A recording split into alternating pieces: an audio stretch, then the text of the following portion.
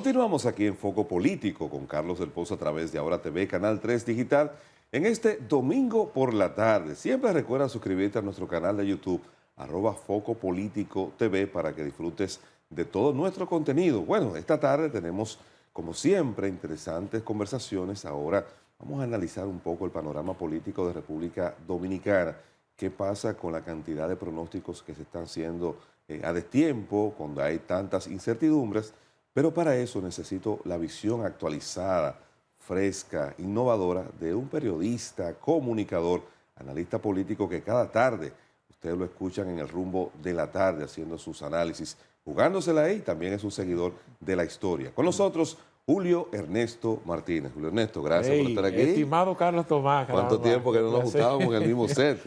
Sí, la verdad que es un honor tener esta oportunidad de ejercer el mejor oficio, como decía Así es, García Márquez, y me siento bien, me siento orgulloso de darte seguimiento y ver siempre ese progreso. Y a mí me gusta mucho también aprender y esa veteranía, y a veces no es hablar a veces duro y fuerte. La asertividad viene de tú hablar con firmeza y con claridad. Claro, claro. Y ir ganándote el público de esa manera. Y la formación también juega un papel fundamental en eso, en lo cual tú no has perdido tiempo, ¿no? Bueno, ahí vamos siempre. Julio Ernesto, decía al introducir la conversación que veo constantemente una cantidad de personas que hacemos análisis políticos, tratamos de hacer predicciones, leer los acontecimientos, pero como que hay un nivel de incertidumbre en el panorama político dominicano que hace improbable que muchos de los diagnósticos o pronósticos que estemos haciendo hoy puedan sostenerse en el tiempo. ¿Tú has percibido que eso también está sucediendo? Es evidente, pero también a eso yo le agrego que mucha gente está viendo el ejercicio de la comunicación y el análisis político como lo ve un predictólogo o un adivinador. O sea, en función, tú pones diferentes escenarios y dices esto es lo que va a pasar. Y tú entiendes que el éxito hacia futuro va a decir, yo dije que eso era lo que iba a pasar y pasó. Pero muchas veces la mejor forma de uno acercarse al acontecimiento aproximado que va a suceder, siempre es importante uno conocer la historia y irse a los acontecimientos del pasado. Y bueno, eso te va dando un panorama más claro de las posibilidades de las cosas que pueden ocurrir. Aparte que vivimos ya en la era de la sociedad líquida, que decía Bauman, que hemos pasado del estado sólido al estado líquido, en donde antes existía una tradición de que en mi casa compraban un mueble de caoba para que dure 100 años, en donde mis abuelos los pensionaban en un trabajo de 30 y 40 años. Ya hoy la vida es demasiado dinámica, probablemente nosotros hayamos estado en 5 hasta 10 lugares de trabajo, y todo es así rápido, y eso se traduce también al ejercicio político, que viven sucediendo cosas siempre impredecibles. Qué bueno. A propósito de eso, quiero que mencionaste la historia, abrir esa puerta y caminar, porque sé que eres un gran hurgador de la historia. Quiero hacerte aquí una pregunta que nos pueda quizás colocar en una perspectiva diferente. Y viendo 3 marcas políticas que tiene República Dominicana: Rafael Leonidas Trujillo, como marca política, Joaquín Balaguer. Son 4 en realidad más recientes que han dejado de alguna manera una impronta y que yo creo que ya la historia los ha absorbido. Leonel Fernández, Danilo Medina. De esas 4 marcas políticas podemos decir que hay 2 que han resistido todos los embates en el tiempo. Hay uno que no está retirado, que es el caso de Leonel Fernández, que habría que ver qué pasará en el 2028, si tendrá la oportunidad de volver a ser presidente o no, y ya ahí, a partir de ese acontecimiento, pues se pudieran hacer otros análisis. Pero yo quisiera que me analizaras la marca política Danilo Medina, la fortaleza de esa marca política. Primero, ¿tiene Danilo Medina como marca fortaleza política? ¿Se puede equiparar, se puede proyectar que Danilo Medina resistirá el juicio de la historia como lo resistió Trujillo, como lo resistió Balaguer, que más allá de las partes o de los aspectos negativos que su figura ha estado asociada, pues ha trascendido la parte positiva? Yo no tengo la menor duda de que así será la reivindicación histórica de Danilo. Y parto como ejemplo lo que siempre ocurrió con Balaguer. Balaguer probablemente haya sido la figura, estamos hablando ya de la democracia en adelante, una de las figuras más controversiales, atacadas, incluso hasta pronosticada como un fracaso político. Y es esa figura que incluso era muy difícil pensar que podía volver al poder. Entonces, esa misma sociedad, ese mismo entorno que en un momento contribuyó a rechazar esa figura que salió muy mal parada de unos 12 años, pues entonces terminó exclamando que vuelva la figura de Balaguer y gobernó 10 años más. Entonces, la historia tiene esa gran ventaja, porque es que el problema que muchos que deciden escribir historias lo hacen expresando su opinión, pero la historia es como objetiva, la historia es ciega, la historia lo que se ocupa es de presentar las cosas en función de resultados. Ya cuando nosotros queremos hacer un ejercicio de lo que yo pienso de ese acontecimiento, es muy distinto. Entonces yo, por eso entiendo que la figura de Danilo Medina al pasar en el Estado Dominicano, no fue, digamos, o sea, dejó luces, muchísimas luces, no fue perfecta, pero ahí están los resultados. Y al final, la historia se juzga por eso. Los hombres de Estado, al pasar la historia en todos los aspectos, siempre se juzgan por la impronta que dejaron. Entonces, a la hora de tú evaluar la figura de Danilo Medina, para poder atacarla, tiene que hacerlo sobre la base de lo ético, de lo moral, de la corrupción. La figura de Danilo, pocas veces la gente se atreve a atacarla por el tema de la forma de gobernar. Porque para tú atacarlo por la forma de gobernar, tú puedes decir con quién la voy a comparar. Es decir, Danilo Medina hizo un buen gobierno, o sea, en sentido general. Entonces, por eso entiendo que la historia se irá encargando de colocar cada cosa en su lugar. Y de hecho, aquí la mayoría de los expresidentes han salido desacreditados.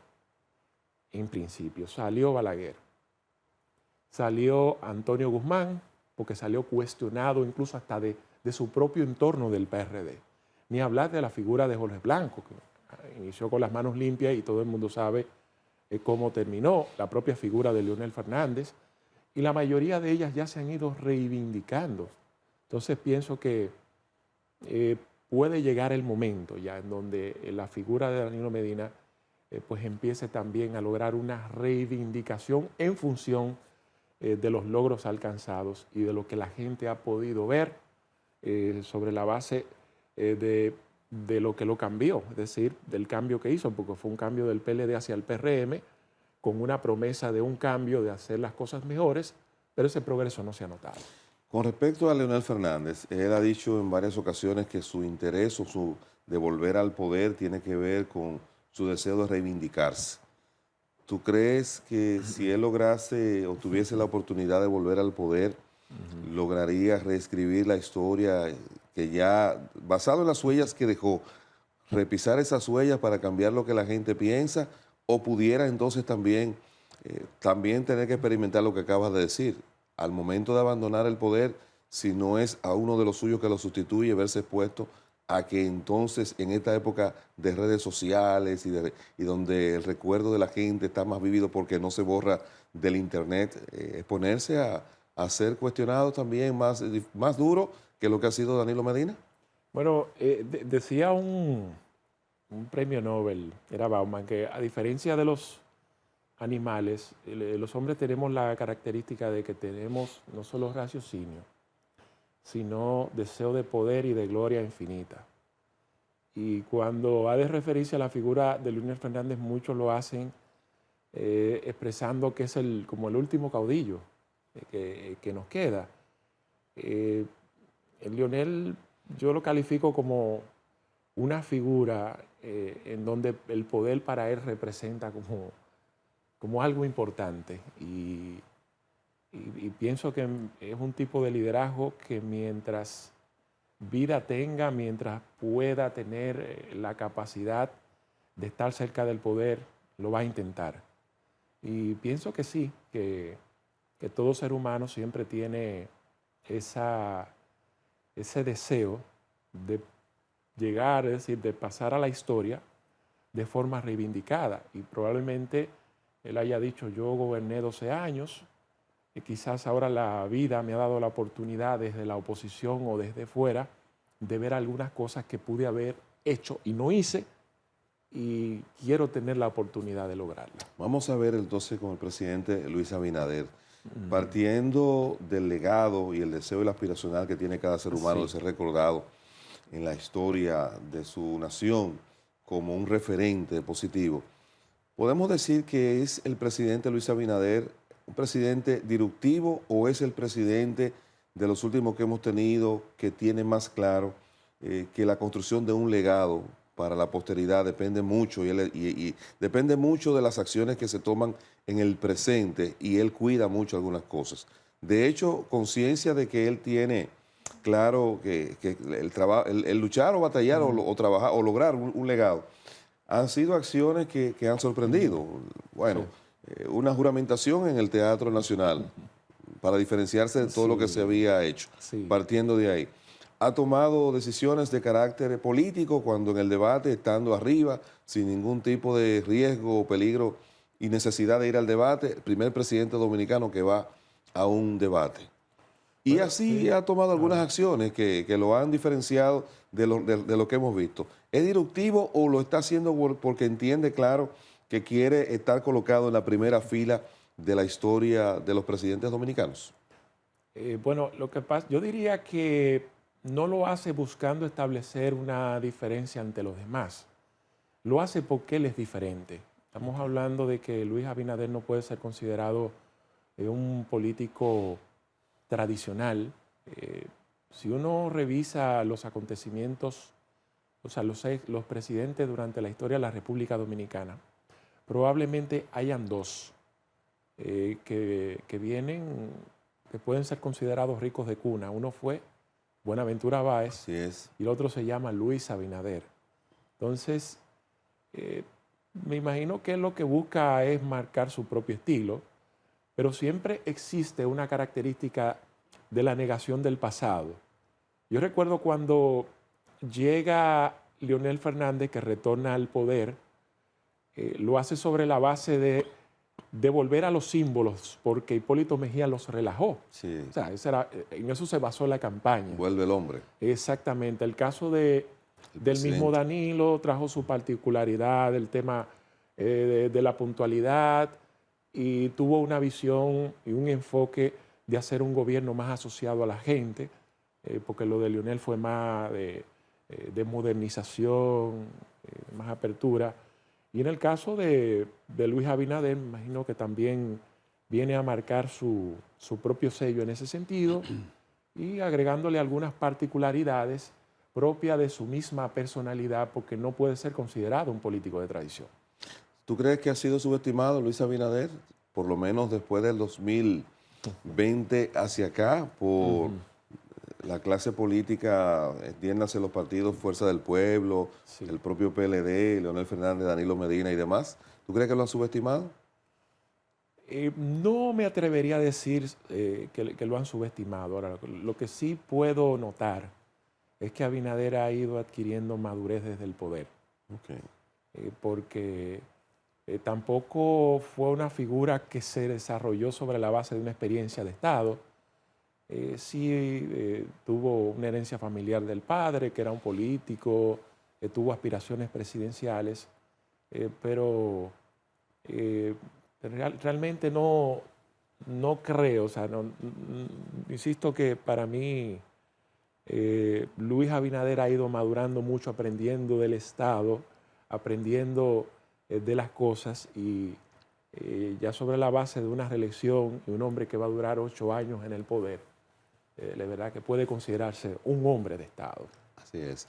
Vamos a ver un poquito los partidos. Recientemente ACD Media publicó una encuesta y esa encuesta, pues dentro de los aspectos importantes que levantó, me llamó la atención que cuando están midiendo los partidos políticos, por primera vez, la suma de los partidos de la oposición, PLD, Fuerza del Pueblo, la suma de la valoración de esos dos partidos supera a la valoración del PRM, cosa que no había Claro. ocurrido hasta finales del torneo electoral pasado. Entonces, Sí. me gustaría saber, ver qué lectura tú tienes de ese acontecimiento y si eso ha tenido que ver de alguna manera con el surgimiento de la fábrica de aspirantes a la candidatura presidencial del PRM o tiene que Sí. ver con el desempeño del gobierno. Pero lo vamos a hacer Sí, después del sí, sí. contacto de publicidad. Correcto. Ya regresamos.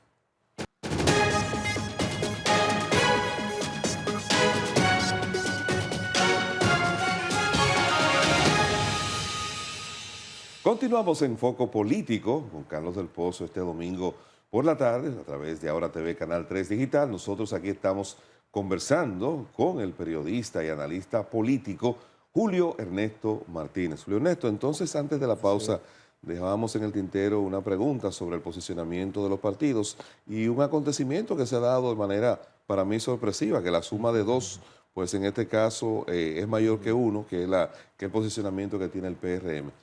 ¿Qué tú crees que está sucediendo? Probablemente exista una gran incertidumbre porque el PRM se concentró mucho sobre un líder y sobre una figura llamada Luis Abinader.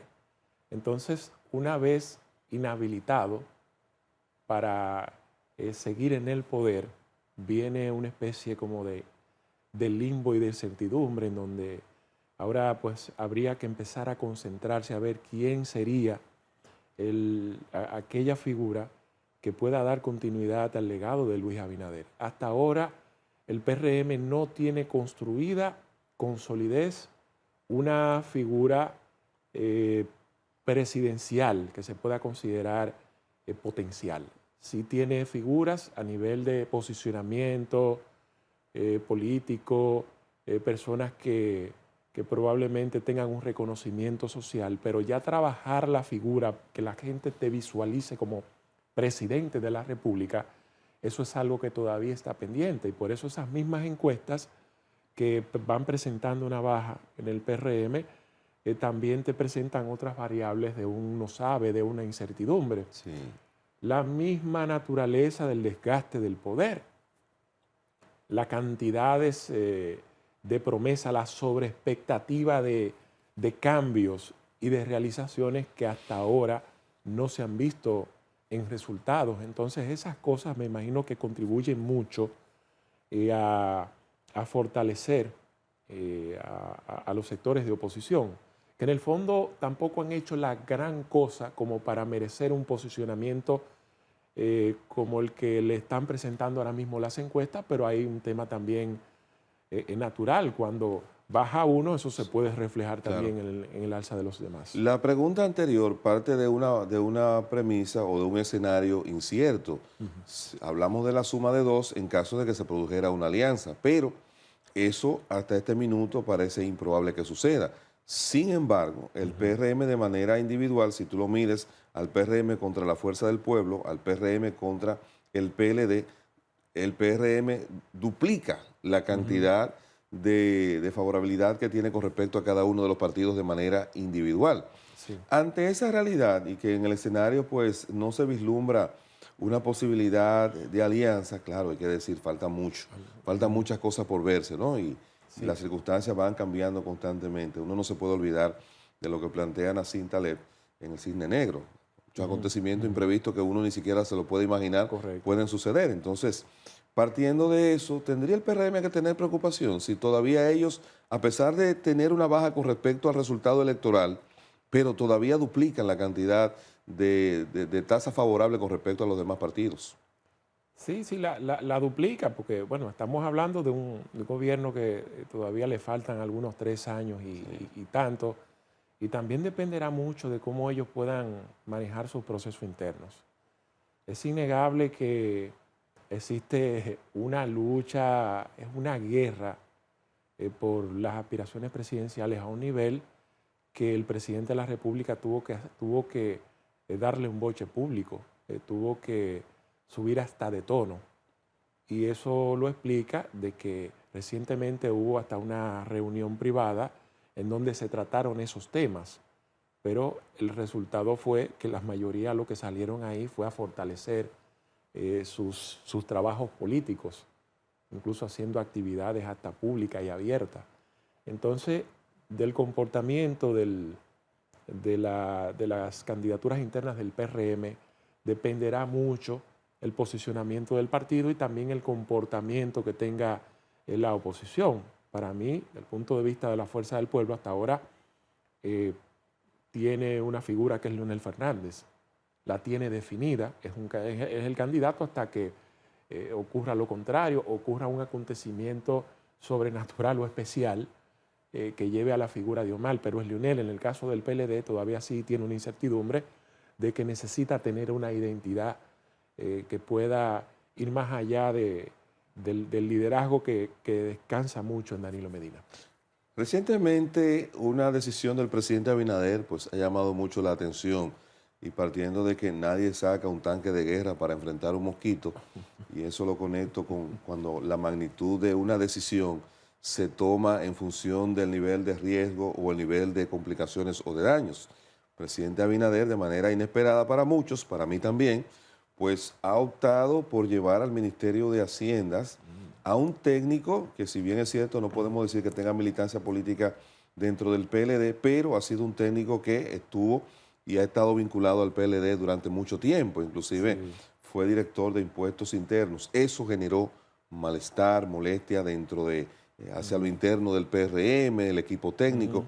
Yo te pregunto, Julio Ernesto, ¿qué te parece a ti esta decisión? ¿Realmente el presidente la toma porque la economía está tan golpeada, tan complicada, que continuar por el camino que llevaba, por ejemplo, en este caso la dirección, el anterior ministro de Hacienda, Jochi Vicente, podía complicarle más las cosas al gobierno? ¿O esta decisión el gobierno la toma a pesar de lo que políticamente se pueda expresar, poniendo por encima de todo eso el interés de que el gobierno no tenga dificultades y que el país no se vea envuelto en una situación crítica? Mira, hay que ver a veces el servidor público, el presidente de la República, las fuerzas sociales que lo representan, o sea, que lo llevaron a esa posición. O sea, partido, sociedad civil, sector empresarial. Entonces, estaba ocurriendo algo en la economía, o está ocurriendo que la economía está ralentizada. O sea, la gente no está viendo ahora mismo dinámica, dinero en las calles. El gobierno está muy concentrado en lo que se llama el gasto corriente, el gasto fijo, pero ese gasto de inversión, de obras que mueven una economía, pues ha tenido que concentrarlo en gastos fijos. Entonces eso tiene la economía paralizada. Hubo un intento de hacer una reforma, entonces a través del ministro saliente de Hacienda, era el enlace con él y los sectores productivos, porque también el Estado Dominicano muchas veces ve al empresariado como la vaca que hay que ordeñar, aquella cuando yo necesito un dinero rápido, déjame ir a buscarlo de esta manera. Entonces él fue y le hizo un planteamiento que al empresariado no le gustó, porque lo vio como una imposición. Esto es lo que ustedes van a pagar y es de esta forma. Entonces, a partir de ese momento, Jochi Vicente empezó a generar desconfianza en el sector empresarial. Ya no lo veían a él como un ente de equilibrio, un ente negociador entre él y el Estado Dominicano. Entonces eso fue creando ciertas ronchas, ciertas complicaciones, y ese mismo sector empresarial que contribuyó a llevar a Abinader al poder, pues entonces propuso de alguna manera a Magín Díaz.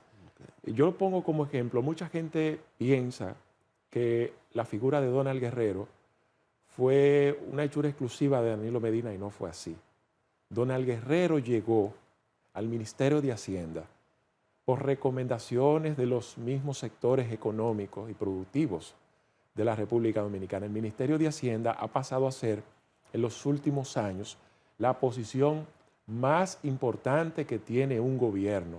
Es como una espina dorsal, porque el Ministerio del Ministerio de Hacienda depende y sale todo. Es tanto así. Lo que ingresa al sí, Estado y lo que sale también. Es lo que sale. E incluso un ministro de Hacienda tiene que tener una agenda, el cual incluso varios teléfonos y un chofer cerca y quizás un vehículo encendido, porque el presidente de la República tiene que estar llamándolo constantemente para cualquier decisión que se va a tomar en el Estado. Claro. Entonces me imagino que en Magín Díaz vieron esa figura de confianza y creo que otros le han dado una interpretación muy política, pero no estoy de acuerdo, porque no creo que venga de una posible recomendación de Danilo Medina, ni que eso se interprete como un pacto. El Ministerio de Hacienda de los gobiernos depende mucho de los sectores productivos de un país. Ahora bien, dentro del contexto de la crisis de Haití, es indiscutible que eso sirvió, y yo inclusive hacía un análisis de que Haití empezó a parir porque el juntar a los expresidentes con el presidente de la República, de alguna manera, se pasó revista a esa inquietud del tema económico y se evaluaron probablemente alternativas. Sí. Quizás no un acuerdo fáctico como tal, pero probablemente quizás hasta los expresidentes pudo haber coincidido el punto de la necesidad de hacer un cambio, porque un expresidente no está en funciones, no está en ejercicio, pero sigue manejando muchas informaciones. Todos los sectores se van a juntar con un expresidente y de alguna manera siempre hay vías y canales de comunicación. Probablemente eso de alguna manera no salió planteado quizás como un pacto, pero se pudo haber conversado. Es correcto, y más que uno, tú sabes que uno se maneja mucho, a veces en diferentes escenarios, y uno escucha personas hasta vinculadas o que han conversado con el propio presidente de la República y han expresado que él en varias ocasiones se ha manifestado preocupado por la realidad económica y la situación. Es una figura que en estos momentos tiene como meta cerrar bien, de la mejor manera posible, y ese objetivo para lograrse depende del desenvolvimiento que tenga la economía, que en estos momentos está estancada. El cerrar bien, ¿tú crees que viene aparte también de verse en el espejo de cómo terminó Leonel Fernández en un momento determinado, cómo terminó Hipólito Mejía, cómo terminó Danilo Medina? O sea, ya él no va a volver, no va a continuar. Entonces tiene que comenzar a proyectarse en el espejo de los expresidentes. Y sobre todo, la experiencia que vivió Hipólito cuando salió de su mandato, que con el tema de la crisis económica, durante 8 años estuvo bajo el fuego del cuestionamiento. Entonces, si no termina o sale bien, una persona joven, el presidente Abinader va a tener 61 años, empresario, con un nivel de relación, eso debe cuidarlo. Julio, vamos a hacer otro contacto de publicidad en breve, pero quiero hablar un poquito de las candidaturas independientes. ¿Tú crees que, dadas las circunstancias que estamos viendo, que en las encuestas hay un partido que está bastante fuerte, que es ninguno, y el resultado que vimos de la alta abstención electoral, y sobre todo con el uso hoy de las plataformas digitales, los ambientes de polarización, toda esa combinación de que la gente quiere escuchar, quiere candidatos que digan lo que ellos quieren escuchar? ¿Tú crees que de alguna manera pudiera abrirse en espacio para que tengamos que lidiar ya en el 2028 con candidaturas presidenciales, congresuales y municipales independientes? Podría ser, pero sin ningún tipo de posibilidad. Nosotros seguimos teniendo un sistema de partidos tradicionales fuertes, a pesar del descrédito que han venido teniendo los últimos tiempos.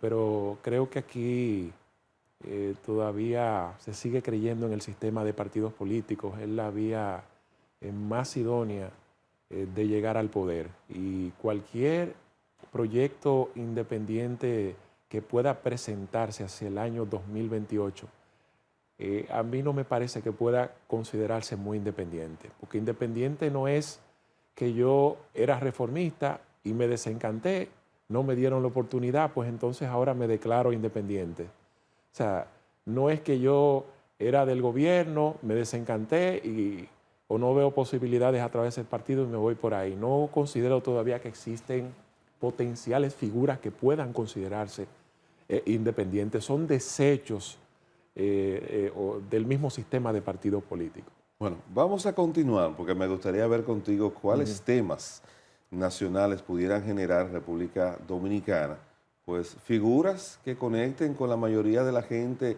y que pudieran proyectarse como eventuales salvadores del sistema, los antipolíticos. Bueno, vamos a hablar un poquito de eso al regreso. Okay. Vamos a otro contacto de publicidad. Muy bien.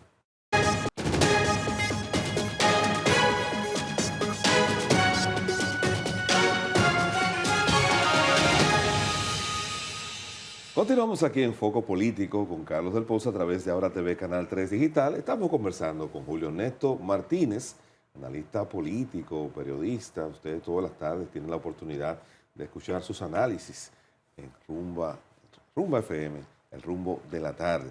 Julio Ernesto, aparte del tema haitiano, Sí. ¿qué otro tema tú crees que en República Dominicana, en nuestro país, pudiera generar pues que alguien se montase en una ola y lograse pues cautivar una parte de ese mercado electoral que está agrupado entre ninguno, no sabe, y que han perdido el interés o el impulso por los procesos electorales? Bueno, las mismas encuestas van reflejando los temas que generan preocupación en la sociedad. Y mira, el tema haitiano, por lo menos por primera vez, se posiciona dentro de los primeros 5 que más preocupan a la población. Sin embargo, hay algo que se conoce como la opinión pública publicada y no publicada. Para mucha gente, el tema haitiano es el tema principal, uno escuchando los medios de comunicación, uno viendo las decisiones políticas de Estado, pues uno viendo al presidente visitando a los exmandatarios para tratar un tema, pero pienso que el discurso que más puede seguir conectando con la gente es aquel que le pueda llevar ciertos niveles de esperanzas de su bienestar y de su seguridad. O sea, la gran preocupación de la gente sigue siendo el tema de la inseguridad y del tema del costo de la vida. O sea, lo que está asociado a mi tranquilidad, a mi paz, pero al mismo tiempo a mi bienestar desde el punto de vista personal. Y creo que es la cosa que más puede conectar con un electorado. Sin embargo, en el 2020 la gente no estaba tan preocupado por la situación económica, aunque sí había incertidumbre por la salida de la pandemia, pero independientemente de eso había estabilidad económica. Pero eso no fue suficiente para que la gente entonces abrazara una nueva causa, una nueva esperanza que representaba en su momento el PRM. Y ahí se dio un proceso de polarización, y ahí se dieron un proceso en donde convergieron varios acontecimientos. Una división del partido oficial, un clima que fue creándose con el tema de la corrupción, y entonces quizás de alguna manera eso fue bien leído por los estrategas del PRM. Entonces, por eso es que te quisiera insistir que independientemente de la estabilidad o no económica, siempre la siembra de esperanza o el cambio de paradigma pudiera de alguna manera haber influido en esa decisión. ¿No te parece?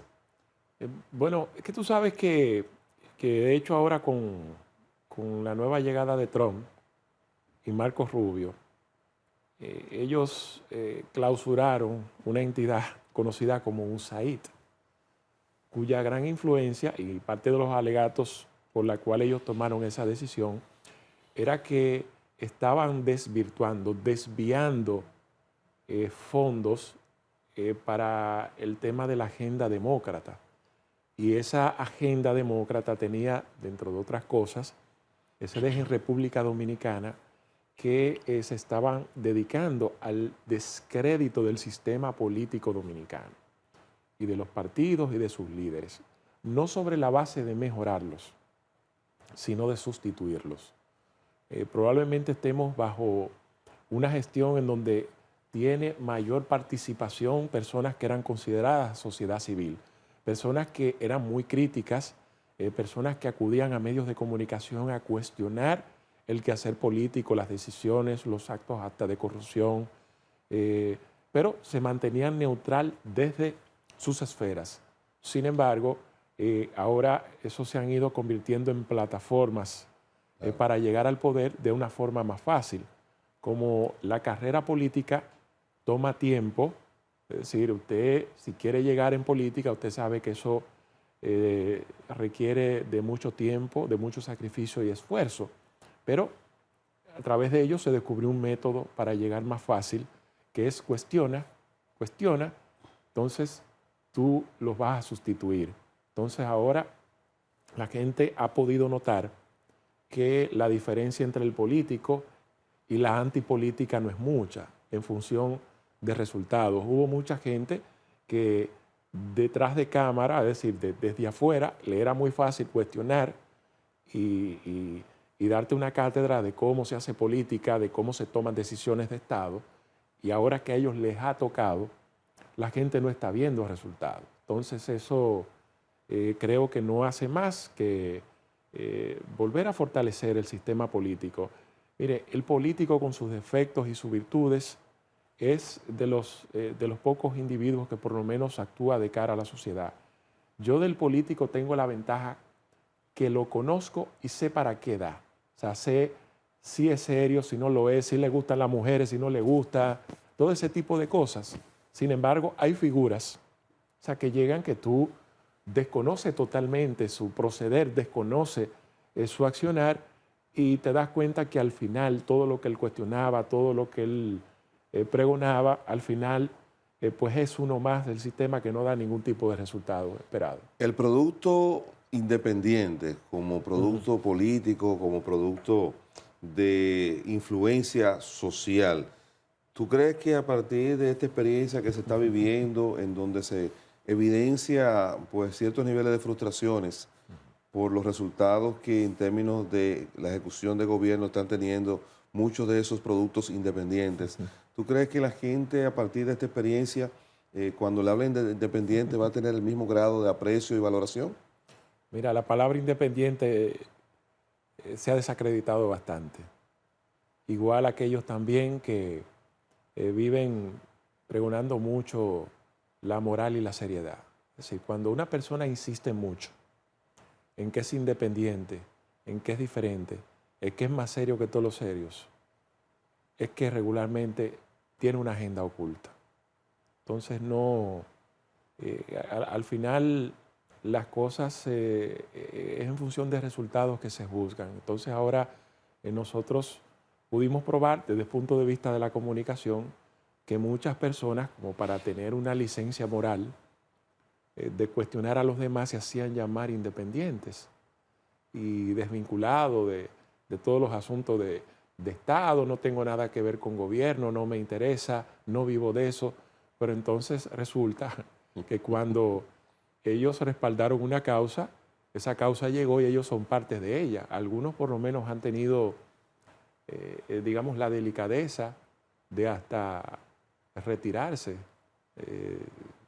Pero al final yo pienso que ahora mismo el que insiste mucho en la palabra independiente, igual que también en que es más serio que todos los serios, la gente automáticamente ya le pone un asterisco. Vamos a poner la pregunta del foco político para el 2028, Julio Ernesto. Ajá. ¿Cómo tú visualizas 2028? ¿Existe la posibilidad de que un partido solo, sin hacer alianza, pueda derrotar al gobierno? Muy difícil. O sea, no hay forma. No veo forma de que la oposición dispersa o dividida en dos fuerzas pueda tener un resultado exitoso hacia el año 2028. Naturalmente, van a tratar, tanto la Fuerza del Pueblo como del PLD, de dar lo mejor de sí para encabezar una fuerza opositora. Pero habría que ver si también los mismos actores lo permiten. Yo en el caso del PLD creo que veo con mayor potencial la figura de Francisco Javier García. En el PLD, en la Fuerza del Pueblo, no me cabe la menor duda que la figura de Leonel Fernández sea la que pueda encabezar una boleta electoral. Lo que habría que ver es si esos mismos hechos del pasado lleven a que todavía un sector importante de ambos bandos puedan lograr unificarse. Porque mucha gente juzga, solo se detiene a juzgar las acciones de Danilo Medina que llevaron a la división con la imposición de Gonzalo Castillo. Pero también hay que ver la acera del frente, que Leonel fue capaz de aliarse con el principal enemigo político del PLD llamado Luis Abinader para sacar ese partido del poder. Entonces eso crea una roncha o una herida difícilmente de sanar, que ellos habría que ver cómo pueden lograr un objetivo en función de que esas cosas se puedan por lo menos subsanar y pensar en la posibilidad de llegar al poder. Bueno, pues muchas gracias, Julio Ernesto Martínez, esta interesante conversación. Yo quisiera poder disponer de un presupuesto mayor para incorporar de aquí a Fuego Político, No, pero no, todavía no. no calificamos. No, te lo agradezco, sí, siempre, y siempre disponible para a veces Sí. muchos temas que la misma agenda mediática nos va imponiendo, Así es.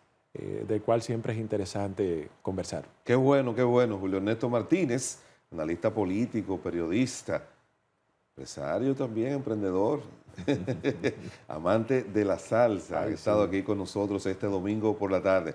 Siga con nosotros que tenemos todavía mucho más contenido.